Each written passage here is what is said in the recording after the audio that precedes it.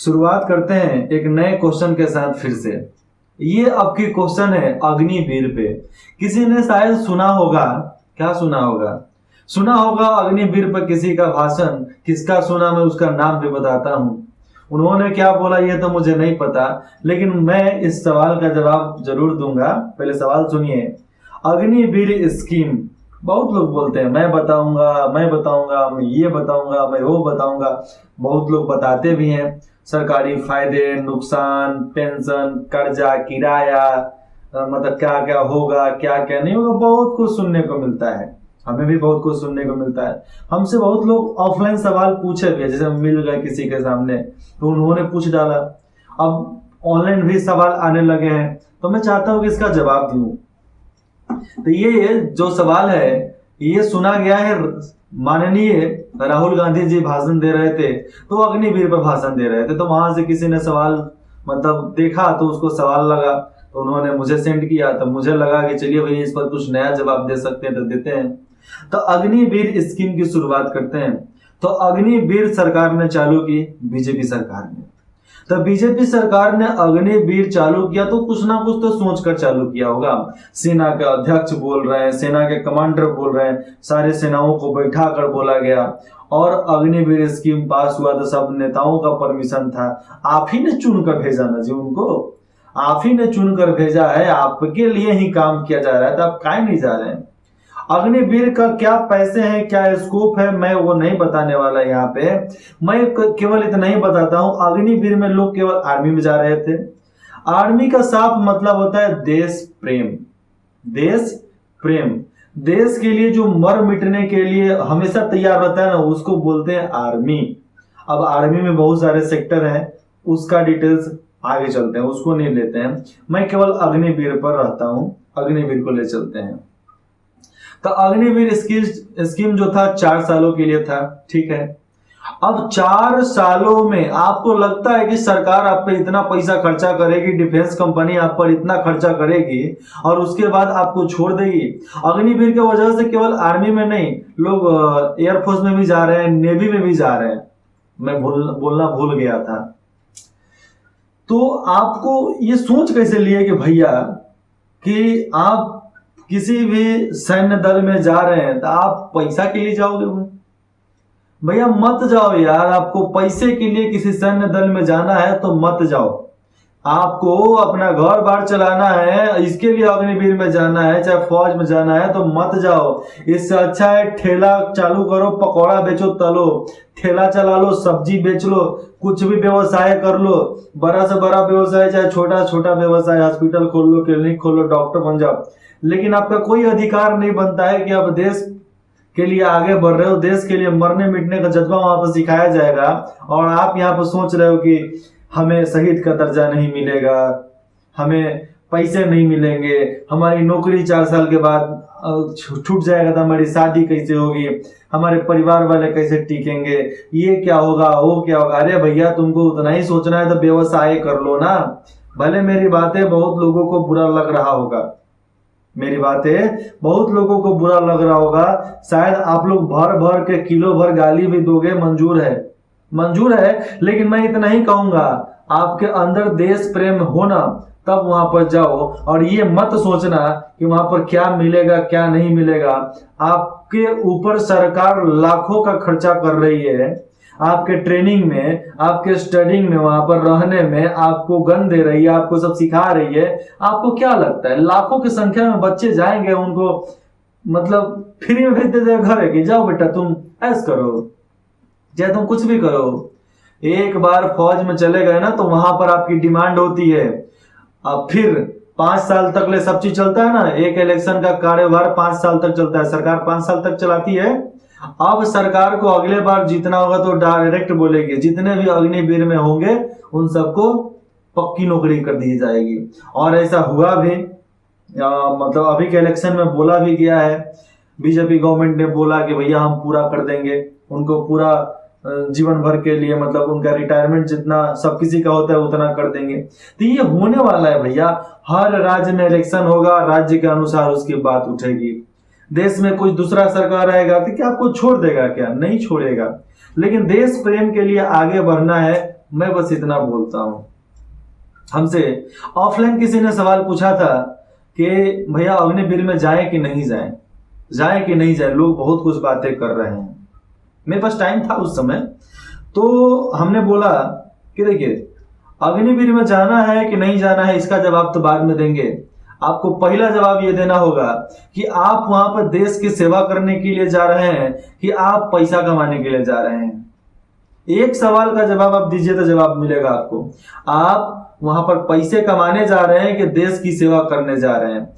तो मेरा वो सामने वाले का बात आया कि मेरा साफ मानना है कि देश की सेवा करने के लिए हम जा रहे हैं।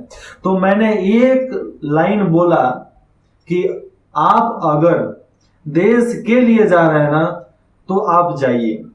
पैसे कमाना है, आप चाहते हैं कि धन दौलत कमाना है, गाड़ी बंगलो चाहिए, तो आप ठेला खरीद लीजिए, व्यवसाय कर लीजिए, किसी प्राइवेट जॉब में चले जाइए, प्राइवेट कंपनी में चले जाइए। लेकिन आपका कोई हक नहीं बनता है कि सैन्य दल में, भारत के सैन्य दल में आप जाओ पैसे के लिए। मेरा साफ सवाल हर किसी से यही होता है, पैसे के लिए जाना है तो मत जाना, डूब मारो, लेकिन पैसे के लिए अपने सैन्य दल में जाने की जरूरत नहीं है, क्योंकि आपके वजह से हमारा सैन्य दल कमजोर हो सकता है। पहले के राजाओं ने और जितने भी महाराजा हुए हैं वो ये देख लेते थे कि कौन पैसा के लिए आया है और कौन यहाँ पर सच में मरने मिटने के लिए आया है। और जो सच में मरने मिटने के लिए आता था ना, उसका नाम हुआ, उसके नाम से आज समाज चलते हैं। मतलब जो ये जाति व्यवस्था होता है ना, वर्ण व्यवस्था, वो आज उनके नाम से जाना जाता है। और जिन्होंने ये सोच लिया कि पैसा कमाना है, वो लालची आदमी थोड़ा भी कोई घूस दे देगा, काम कर देगा। और जब पकड़े जाते थे तो सिर कलम हो जाता था, गर्दन काट दिए जाते थे, मुंडी काट कर चौराहे पर टांग दिए जाते थे। तो ये सब हम लोगों ने इतिहास में पढ़ा है, तो सीखा नहीं है। आप अग्निवीर का एग्जाम दोगे तो वहां पर आपको किताब पढ़ना रहता है, ग्रेजुएशन का, पीएचडी का। मैं किताब पर भी आता हूं, अभी ग्रेजुएशन का, पीएचडी का, बहुत सारा किताब पढ़ना चाहिए आपको। लेकिन ऐसे अग्निवीर में आपको 12 क्लास से लिया जा रहा है। बहुत मैंने सुना 10th क्लास से भी है, जूनियर लेवल पर 10th क्लास से भी है। तो आप 12 से जा रहे हैं, चलिए मान लेते हैं 12 से जा रहे हैं। आप 12 तक इतिहास में क्या पढ़े? 12 तक इतिहास में क्या पढ़े? मैंने जो बात बताया इतिहास की किताब में हिले नहीं है, मैं खुद पढ़ा हूं। ये जो सर कलम करने की मैं बात कर रहा हूं, ये इतिहास में किस पन्ने में लिखा है? कोई भी नहीं। हिस्ट्री में नहीं लिखा है, पॉलिटिकल साइंस में नहीं लिखा है, तो बाकी बचा ही क्या? क्या आप सीखोगे? आज के जमाने में कितने लोगों के पास किताब है भैया? ग्रेजुएशन का, पीएचडी का, चाहे कोई भी, आपके पास कितना किताब है? आप केवल गैस पेपर पढ़कर एग्जाम देते हो। आप केवल टेस्ट पेपर का कॉपी जो बना बना कर मार्केट में मिल रहा है, जिसको हम लोग गैस पेपर बोलते हैं, उस गैस पेपर को मंगा कर आप एग्जाम देते हो। आपका गाइड आता है, गाइड से आप याद करते हो कि ये ऑब्जेक्टिव हो सकता है, उसके अनुसार आप एग्जाम देने जाते हो, रिटर्न देने जाते हो। तो आपने पढ़ा क्या? आपको सीखने को मिला क्या? आप तो खुद अंधविश्वासी होकर अभी तक डगमगा रहे हैं। तो आगे चलकर आपका क्या होगा? कुछ नहीं होगा। हाँ, एक बार सिलेक्शन हो जाने के बाद वहां पर इतना लताड़ा जाता है, इतना लतियाया जाता है, डिसिप्लिन सिखाई जाती है, अनेकों प्रकार के कार्य सिखाए जाते हैं, हर फील्ड में मास्टर बनाया जाता है। आप अग्निवीर चाहे आर्मी में जाओगे, किसी भी सैन्य दल में जाओगे, तो हर फील्ड में आपको मास्टर बनाया जाता है। और मास्टर जब आपको बना दिया जाएगा ना, आपको वहां का हर चीज मालूम हो जाता है। यहाँ पे ये होगा, वहां पर ये होगा, आप दिमाग से सोच सकते हैं। तो आप समझिए कि बाई चांस आपको कोई सरकार नहीं ली, आप मार्केट में आ गए, आप मार्केट में आकर कोई भी व्यवसाय कर सकते हो अपने तजुर्बे के अनुसार। आप जब वहां से रिटर्न आते हो तो आपको एक तजुर्बा मिलेगा, आपके पास एक्सपीरियंस रहेगा, वर्क एक्सपीरियंस रहेगा, आपके पास टेक्निक रहेंगे, आपके पास नए नए सेंस रहेंगे। आप लोग बहुत सारे मतलब जाओगे आप किसी फील्ड में, वहां पर लड़ाइयाँ होंगी, वहां से कुछ सीखने को मिलेगा। आप किसी स्ट्रगल करने जाओगे कहीं जंगल वगैरह में, वहां से कुछ सीखने के लिए मिलेगा। किसी मिशन पर जाओगे, आपको वहां से सीखने के लिए मिलेगा। तो ये सब सीखने के बाद आप मार्केट में आते हो तो आपको लगता है कि आप एक मामूली इंसान रहोगे, एक मामूली लड़के रह जाओगे, एक मामूली लड़की रह जाओगी। नहीं, मैं केवल लड़के और लड़की की नहीं, यहाँ पर मैं ये बोलना चाहता था कि मैं केवल लड़के की बात नहीं करता, मैं लड़कियों की भी बात कर रहा हूँ कि जो लड़की देश के भलाई करने के लिए जाना चाहती है ना, ऐसे लड़कियां जितनी भी जा रही हैं आजकल फौज में चाहे किसी भी सेक्टर में, तो वो अपने परिवार से बहुत लड़ झगड़ कर जा रही हैं। परिवार में अपने आप को उस लायक बना रही है कि माँ बाप उसका इजाजत दे रहा है कि बेटी तू जो यार, तू जाओ, नौकरी करना है करो, जो काम करना है करो। लेकिन एक बार जब कर लेते हैं ना, उसके बाद से इनको कास्ट जाति समाज का कोई फर्क नहीं पड़ जाता है। ये नहीं सोचते हैं कौन क्या है कौन क्या नहीं है, जो खुद पसंद आ गया वो अपना, चाहे हाँ साथी कोई पसंद आ गया साथी अपना। तो ये सब आम दुनिया में हमें देखने को मिल रहा है, क्योंकि जो जिस फील्ड में होता है उसी फील्ड में उसको पसंद आता है, क्योंकि जो जिसके साथ रहेगा वही चीज से ना अट्रैक्शन बढ़ेगा, उसका आकर्षण कैसे बढ़ता है, जो जिसके साथ रहता है। तो मैं यहाँ पर शादी की बात कर दिया। बहुत लोग ये भी बोले थे कि 4 साल के बाद हम शादी हमारा टूट जाएगा, मतलब हम फिर रिटर्न आएंगे तो हमारे परिवार का क्या होगा, नौकरी तो लग जाएगा फिर शादी कर देंगे ये लोग, उसके बाद से हम कुछ नहीं करेंगे तो हमारा क्या होगा। बहुत सारे अनेकों प्रकार के मुझे सवाल सुनने को मिला है। मुझे कभी कभी हंसी भी आती है कि देश की भलाई करने के लिए ये लोग जा रहे हैं, देश की सेवा करने के लिए जा रहे हैं, देश के लिए मरने के लिए जा रहे हैं, देश के लिए मरने निछावर होने के लिए जा रहे हैं, और ये लोग पैसे की बात करते हैं कि हमें पैसा चाहिए, पैसा चाहिए। आज के युवाओं से मैं बोल रहा हूं कि दुनिया हिलाने के लिए सोच तो लेते हो, पहले हिलाना बंद करो। समझदार लोग समझ जाएंगे मैं क्या बोला, क्योंकि समझदारों के लिए इशारा ही काफी होता है। लेकिन सही में जब आप अपनी ऊर्जा को नहीं बचा पाते हो तो आप देश को बचाने के हकदारी नहीं बन जाते।